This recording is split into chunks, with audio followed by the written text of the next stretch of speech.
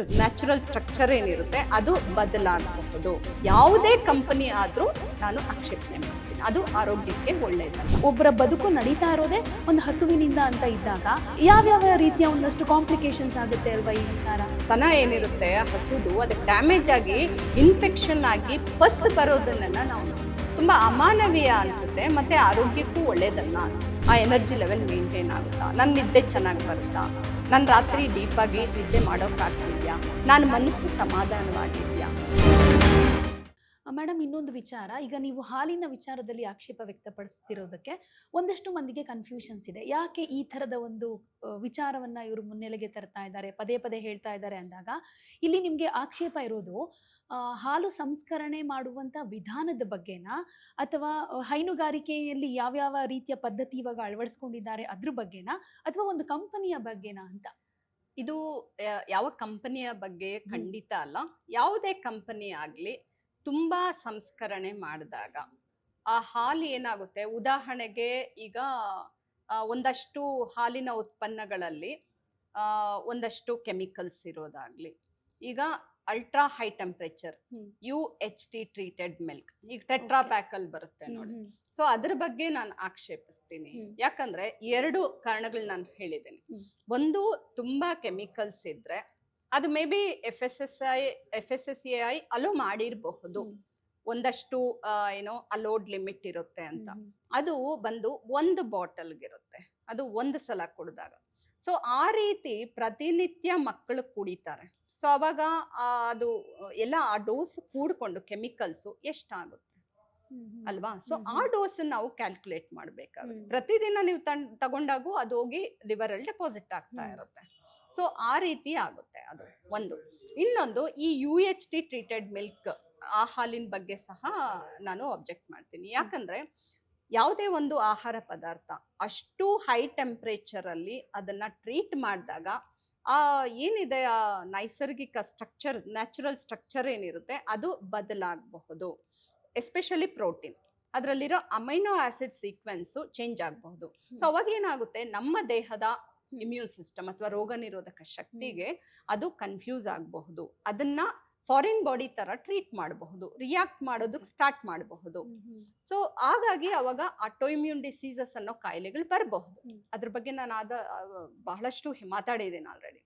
So ಈ ತರ ಏನು UHT ಟ್ರೀಟೆಡ್ ಮಿಲ್ಕ್ ಅಥವಾ ಈ ಟೆಟ್ರಾ ಪ್ಯಾಕಲ್ ಬರುವಂತಹ ಹಾಲನ್ನ ಕುಡಿದು ಕಾಯಿಲೆಗಳಾಗಿ ಆಟೋಇಮ್ಯೂನ್ ಡಿಸೀಸಸ್ ಆಗಿ ಬಂದಿರೋದನ್ನ ನಾನು ಬಹಳಷ್ಟು ನೋಡಿದೆ.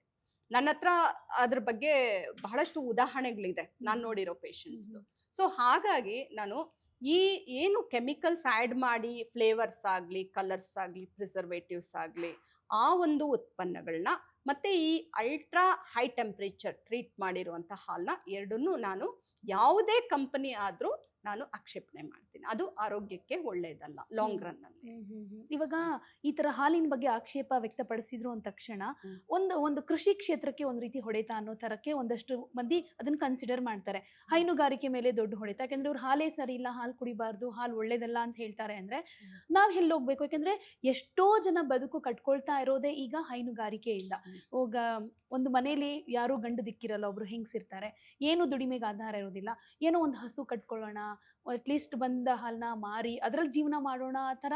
ಅಂದರೆ ಒಬ್ಬರ ಬದುಕು ನಡೀತಾ ಇರೋದೇ ಒಂದು ಹಸುವಿನಿಂದ ಅಂತ ಇದ್ದಾಗ ಈ ರೀತಿ ಏಕಾಏಕಿ ಹಾಲು ಸರಿ ಇಲ್ಲ ಅಂತ ಅಂದಾಗ ಇದು ಯಾವ್ಯಾವ ರೀತಿಯ ಒಂದಷ್ಟು ಕಾಂಪ್ಲಿಕೇಶನ್ಸ್ ಆಗುತ್ತೆ ಅಲ್ವಾ ಈ ವಿಚಾರ?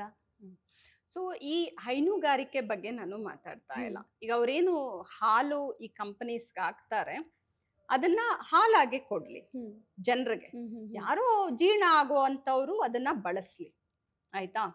ಆಮೇಲೆ ಈ ಹಾರ್ಮೋನ್ಸ್ ಏನು ಇಂಜೆಕ್ಟ್ ಮಾಡ್ತಾರೆ ಹೈನುಗಾರಿಕೆ ಮಾಡೋರು ಫಾರ್ಮ್ಸ್ ಅಲ್ಲಿ, ಅದರ ಮೇಲೆ ಒಂದು ಏನಾದರೂ ಏನೋ ಲಾ ತರಲಿ, ಆ ಥರ ಮಾಡೋ ಹಾಗಿಲ್ಲ ಅಂತ. ಯಾಕಂದ್ರೆ ಅದು ನಮ್ಮ ಆರೋಗ್ಯಕ್ಕೆ ಒಳ್ಳೇದಲ್ಲ, ಮಕ್ಕಳೆಲ್ಲ ಕುಡಿತಾರೆ ಅದನ್ನ. ಸೊ ಅದನ್ನ ಸ್ವಲ್ಪ ಮಾಡಿಫೈ ಮಾಡಬೇಕಾಗುತ್ತೆ. ಮತ್ತೆ ಆ ಹಾಲನ್ನ ಅವ್ರ ಹತ್ರ ತಗೊಂಡು ಅದಕ್ಕೇನು ಕೆಮಿಕಲ್ ಆ್ಯಡ್ ಮಾಡದೆ ಹಾಗೆ ಮೊಸರು, ತುಪ್ಪ, ಬೆಣ್ಣೆ ಮಾಡಿ ಕೊಡ್ಲಿ. ಅದನ್ನ ಈ ತರ ಫ್ಲೇವರ್ಸ್ ಹಾಕಿ ಕೊಡೋದು ಬೇಡ ಅಂತ ಅಷ್ಟೇ. ಅದ್ರ ಮೇಲೆ ನನ್ನ ಆಕ್ಷೇಪ. ಸೊ ಹೈನುಗಾರಿಕೆ ಮೇಲೆ ನನಗೆ ಯಾವುದೇ ತರದ ದ್ವೇಷ ಇಲ್ಲ. ಆದ್ರೆ ಈ ತರ ತುಂಬಾ ಅದನ್ನ ಪ್ರೊಸೆಸಿಂಗ್ ಮಾಡಿ ಅದಕ್ಕೆ ಅಡಿಟಿವ್ಸ್ ಹಾಕಿ ಕೊಡೋದು ಬೇಡ, ಅದು ಆರೋಗ್ಯಕ್ಕೆ ಒಳ್ಳೇದಲ್ಲ. ಓಕೆ. ಆಮೇಲೆ ಈಗ ಹ್ಮ್. ಟೆಕ್ನಾಲಜಿ ಅಂತ ಹ್ಮ್. ಬಂದಾಗ ಈಗ ನೀವು ನೋಡಿದೀರಾ, ಹಸು ಸಾಕೋ ವಿಧಾನದಲ್ಲಿ ಜೊತೆಗೆ ಹಾಲು ಕರೆಯೋ ವಿಧಾನ ಅಂತ ಬಂದಾಗ ಹೌದು. ಮಷೀನ್ಗಳಿರುತ್ತೆ, ಒಂದು ಹೌದು, ಪೈಪನ್ನ ಹೌದು. ಫಿಕ್ಸ್ ಮಾಡಿ ಹ್ಮ್. ಮಷೀನ್ ಮೂಲಕ ಹಾಲು ಕರೆಯೋದು. ಈಗ ತುಂಬಾ ಮಂದಿ ಹೆಚ್ಚು ಹಸು ಇಟ್ಕೊಂಡಿರೋರು ಕೈಯಲ್ಲಿ ಹಾಲು ಕರೆಯೋದೇ ಇಲ್ಲ. ಸೊ ಈ ರೀತಿ ಮಷೀನ್ ಮೂಲಕ ಏನು ಈ ತರದ ಒಂದಷ್ಟು ಟೆಕ್ನಾಲಜಿನ ಅಳವಡಿಸ್ಕೊಂಡಿದಾರಲ್ಲ, ಇದು ಯಾವುದೇ ರೀತಿಯಾದಂತ ಪ್ರಾಬ್ಲಮ್ಗೆ ಅವಕಾಶ ಖಂಡಿತ ಮಾಡ್ಕೊಡೋದಿಲ್ವಾ? ಪ್ರಾಬ್ಲಮ್ ಆಗುತ್ತೆ. ಎಷ್ಟೊಂದ್ ಸಲ ನಾವು ನೋಡಿದೀವಿ, ಹ್ಮ್. ಯೂಟ್ಯೂಬ್ ಅಲ್ಲೂ ಇದ್ರ ಬಗ್ಗೆ ವಿಡಿಯೋಸ್ ಇದೆ ನೋಡಿ. ಹ್ಮ್. ಆ ಮೆಷಿನ್ಸ್ ಕರಿತಾ ಇರ್ಬೇಕಾದ್ರೆ ಅದು ಹ್ಮ್. ಆ ಹಾಲು ಬರೋದು ನಿಂತ ಮೇಲೂ ಕರಿತಾ ಅದು ಏನೋ ಪ್ರೆಸ್ ಮಾಡ್ತಾ ಎಳ್ಕೊಳ್ತಾ ಇರುತ್ತೆ, ಇರುತ್ತೆ, ಹಾ. ಎಳ್ಕೊಂತಾ ಇರುತ್ತೆ.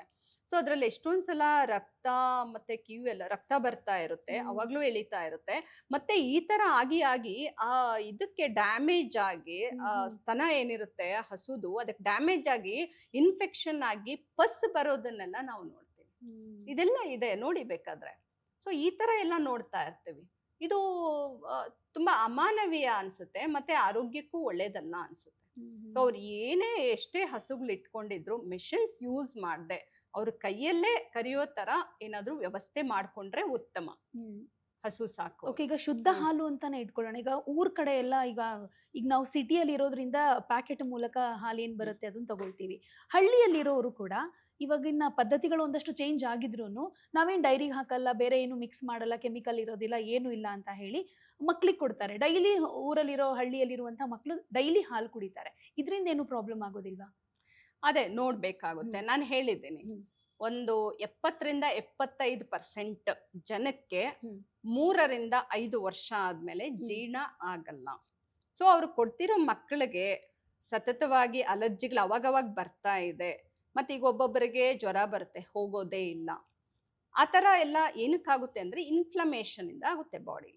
ಸೊ ಅಂದ್ರೆ ನಾವು ತಿಂತಾ ಇರೋ ಆಹಾರ ನಮ್ಗೆ ಜೀರ್ಣ ಆಗದೆ ಇದ್ದಾಗ ದೇಹದಲ್ಲಿ ಇನ್ಫ್ಲಮೇಷನ್ ಜಾಸ್ತಿ ಆಗುತ್ತೆ.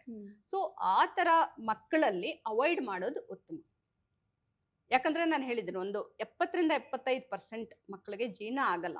ಸೊ ಆ ಥರ ಏನಾದ್ರೂ ಸಿಂಪ್ಟಮ್ಸ್ ಅವ್ರು ನೋಡಿದಾಗ ಈ ತರ ಪರಿಸ್ಥಿತಿಲಿ ಅವರು ಸ್ಟಾಪ್ ಮಾಡ್ಬೇಕು. ಆಮೇಲೆ ಈಗ ಹಾಲು ಆರೋಗ್ಯ ನೋಡ್ಕೊಂಡು ಕುಡಿಬೇಕಾಗುತ್ತೆ, ಮಕ್ಕಳಿಗೆ ಜೀರ್ಣ ಆಗ್ತಿದ್ಯಾ ಇಲ್ವಾ ಅಂತ ಕೊಡ್ಬೇಕಾಗುತ್ತೆ. ಈಗ ಆರೋಗ್ಯಕ್ಕೆ ಹಾಲು ಒಳ್ಳೇದು ಅನ್ನೋದಕ್ಕೆ ನಾವು ಈ ಹಿಂದೆ ಚಿಕ್ಕ ಮಕ್ಕಳಿಂದ ಒಂದು ಚಾರ್ಟ್ ನೋಡ್ಕೊಂಡಿರ್ತೀವಿ. ಒಳ್ಳೆಯ ಆಹಾರ, ಪೌಷ್ಟಿಕಾಂಶ ಇರೋ ಆಹಾರ ತಗೊಳ್ಳಿ ಅಂದ್ರೆ ಆ ಲಿಸ್ಟಲ್ಲಿ ಹಾಲು ಇದ್ದೇ ಇರುತ್ತೆ. ಹಾಗಾದ್ರೆ ನಮ್ಮ ದೇಹಕ್ಕೆ ಹಾಲು ಬಿಟ್ರೆ ಬೇರೆದ್ರಲ್ಲೂ ನಾವು ಹಾಲಲ್ಲಿರುವಂತಹ ಪೌಷ್ಟಿಕಾಂಶಗಳನ್ನ ಪಡ್ಕೊಳ್ಬಹುದಾ, ಅಥವಾ ಹಾಲಲ್ಲಿರುವಂತಹ ಯಾವ್ಯಾವ ಅಂಶ ನಮ್ಮ ದೇಹಕ್ಕೆ ಒಳ್ಳೇದಾಗುತ್ತೆ ಅಷ್ಟ್ರ ಮಟ್ಟಿಗೆ ಎಲ್ಲವನ್ನೂ ಕೊಡುವಂತಹ ಸಮತೋಲನ ಆಹಾರ ಅಂತ ಪರಿಗಣಿಸಬಹುದಾ?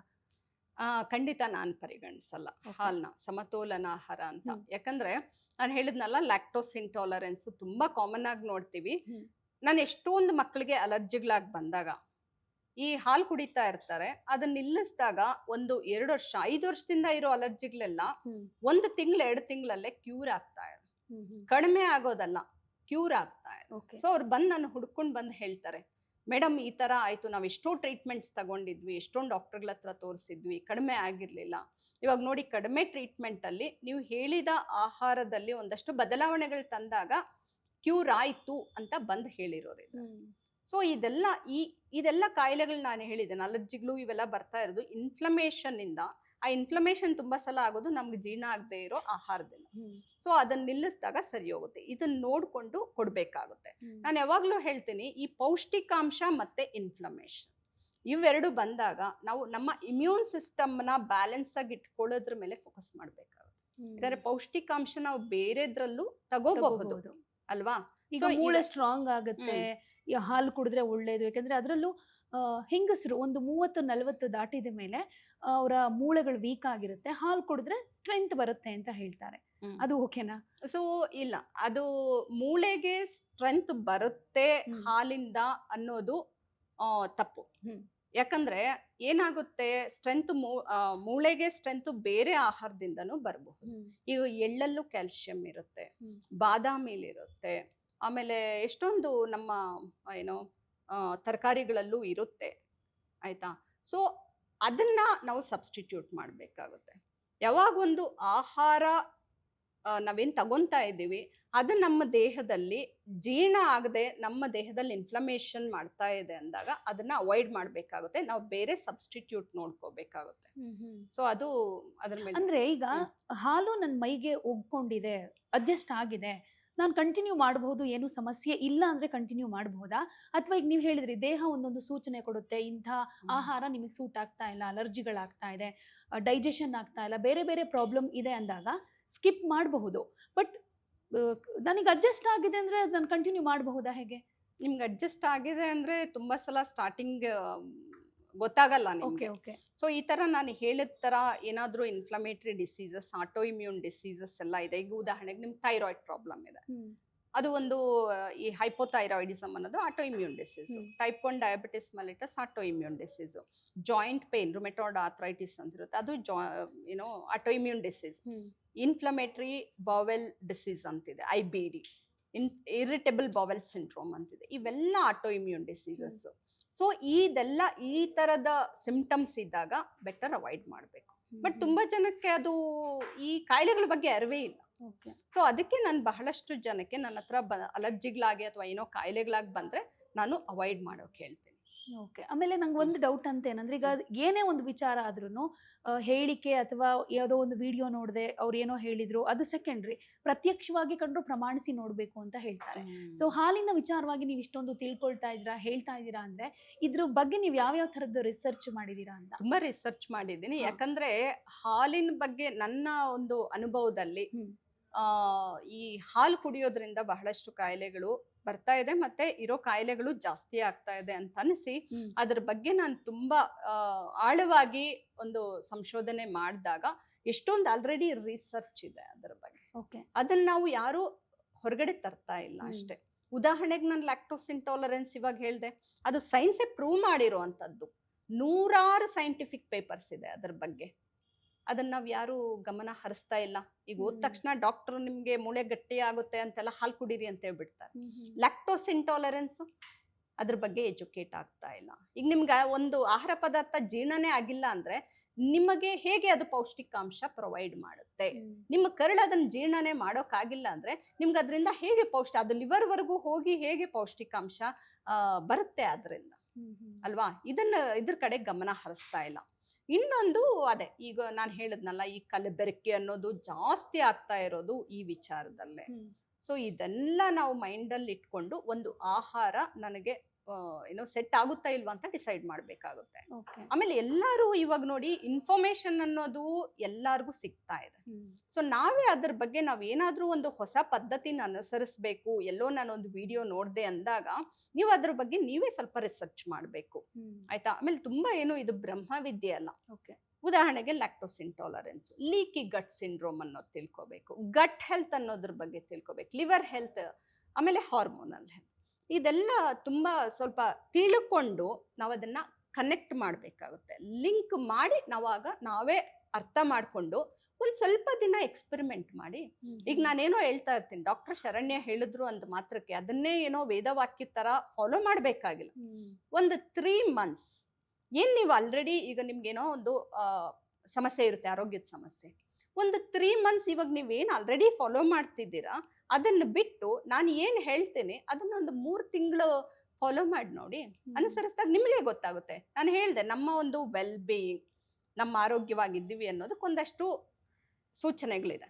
ಸೊ ಅದ್ರ ಮೇಲೆ ನಮಗೆ ಡಿಪೆಂಡ್, ನಮಗೆ ಗೊತ್ತಾಗುತ್ತೆ ನಾನು ದಿನ ಪೂರ್ತಿ ಏನೋ ಶಕ್ತಿಯುತವಾಗಿರ್ತೀನಾ, ಆ ಎನರ್ಜಿ ಲೆವೆಲ್ ಮೇಂಟೈನ್ ಆಗುತ್ತಾ, ನನ್ನ ನಿದ್ದೆ ಚೆನ್ನಾಗಿ ಬರುತ್ತಾ, ನಾನು ರಾತ್ರಿ ಡೀಪಾಗಿ ನಿದ್ದೆ ಮಾಡೋಕ್ಕಾಗ್ತಿದ್ಯಾ, ನಾನು ಮನಸ್ಸು ಸಮಾಧಾನವಾಗಿದ್ಯಾ, ನನಗೇನು ಟಯರ್ಡ್ನೆಸ್ ಇಲ್ವಾ, ದಿನನಿತ್ಯ ಚಟುವಟಿಕೆಗಳನ್ನ ಏನೂ ಕಷ್ಟ ಇಲ್ಲದೆ ನಾನು ಮಾಡ್ತಾ ಇದ್ದೀನ. ಸೊ ಇದೆಲ್ಲ ಗಮನಿಸಿದಾಗ ನಿಮಗೆ ಗೊತ್ತಾಗ್ಬಿಡುತ್ತೆ. ಸೊ ನೀವು ಅನುಸರಿಸ್ತಾ ಇರೋ ಒಂದು ಲೈಫ್ ಸ್ಟೈಲ್ ಅಥವಾ ಆಹಾರ ಪದ್ಧತಿಗಳಿಂದ ನೀವು ಆರೋಗ್ಯವಾಗಿದ್ದೀರೋ ಇಲ್ವೋ ಅಂತ. ಇದು ಯಾವುದೋ ಲ್ಯಾಬ್ ಡಿಸೈಡ್ ಮಾಡಲ್ಲ, ಇನ್ಯಾರೋ ಬಂದು ಹೇಳೋಕ್ಕಾಗಲ್ಲ ನಿಮ್ಗೆ. ಅದನ್ನ ನೀವೇ ಡಿಸೈಡ್ ಮಾಡ್ಬೇಕಾಗುತ್ತೆ. ಯಾಕಂದ್ರೆ ಲ್ಯಾಬಲ್ಲಿ ನಾವು ಏನಾದ್ರೂ ಒಂದು ಪಾಸಿಟಿವ್ ನೋಡೋದು ತುಂಬಾ ಲೇಟ್, ತಡವಾಗಿ. ಆದ್ರೆ ನಮ್ಮ ದೇಹನೇ ನಮಗೆ ಹೇಳುತ್ತೆ ನಿನ್ಗೇನೋ ಒಂದು ಸೆಟ್ ಆಗ್ತಿದ್ಯಾ ಇಲ್ವಾ ಅಂತ. ಇದರ ಪ್ರಕಾರ ನೀವು ಮಾಡ್ಬೇಕಾಗುತ್ತೆ. ನಾನು ಯಾವಾಗ್ಲೂ ಅದೇ ಹೇಳೋದು, ನಾನು ಹೇಳ್ತಿದ್ದೀನಿ ಅಂದ ಮಾತ್ರಕ್ಕೆ ಅದನ್ನ ನೀವು ಫಾಲೋ ಮಾಡ್ಬೇಕು ಅಂತಿಲ್ಲ. ಎಕ್ಸ್ಪೆರಿಮೆಂಟ್ ಮಾಡಿ ನೋಡಿ, ಅದಕ್ಕೇನು ನೀವೇನು ಹೂಡಿಕೆ ಮಾಡ್ಬೇಕಾಗಿಲ್ಲ ಅಲ್ವಾ? ಸೊ ಮಾಡಿ ನೋಡಿ, ನಿಮಗೆ ಹಿಡಿಸ್ತಿಲ್ವಾ ಬಿಡಿ. ಖಂಡಿತ. Okay, thank you so much Sharanya ಅವರೇ. ಆಹಾರ ಪದ್ಧತಿ ಬಗ್ಗೆ, ಕಲಬೆರಕೆ ಆಹಾರದಿಂದ ನಾವು ಹೇಗೆ ಹುಷಾರಾಗಿರ್ಬೇಕು, ಎಚ್ಚೆತ್ಕೊಳ್ಬೇಕು, ಮತ್ತೆ ಯಾವ ರೀತಿ ಅದನ್ನ ಫಾಲೋ ಮಾಡ್ಕೊಂಡು ಒಂದು ಹೆಲ್ದಿ ಲೈಫ್ ಸ್ಟೈಲ್ನ ನಾವೇ ಯಾವ ರೀತಿ ರೂಪಿಸ್ಕೊಳ್ಬೇಕು ಅನ್ನೋದ್ರ ಬಗ್ಗೆ ಬಹಳಷ್ಟು ವಿಚಾರಗಳ ಬಗ್ಗೆ ತಿಳಿಸ್ಕೊಟ್ರಿ. Thank you so much. ಯಾವುದೇ ಸುದ್ದಿಯ ಅಪ್ಡೇಟ್ ಅನ್ನ ಮಿಸ್ ಮಾಡ್ಕೊಳ್ಬಾರ್ದು ಅಂದ್ರೆ ಈಗ್ಲೇ ಒನ್ ಇಂಡಿಯಾವನ್ನ ಸಬ್ಸ್ಕ್ರೈಬ್ ಮಾಡಿ. ನಿಮಗೆ ಬೇಕಾದ ಭಾಷೆಯಲ್ಲಿ ಎಲ್ಲಾ ಸುದ್ದಿ ತಿಳಿಬೇಕು ಅಂದ್ರೆ ಒನ್ ಇಂಡಿಯಾ ಆಪ್ ಅನ್ನ ಡೌನ್ಲೋಡ್ ಮಾಡ್ಕೊಳ್ಳಿ.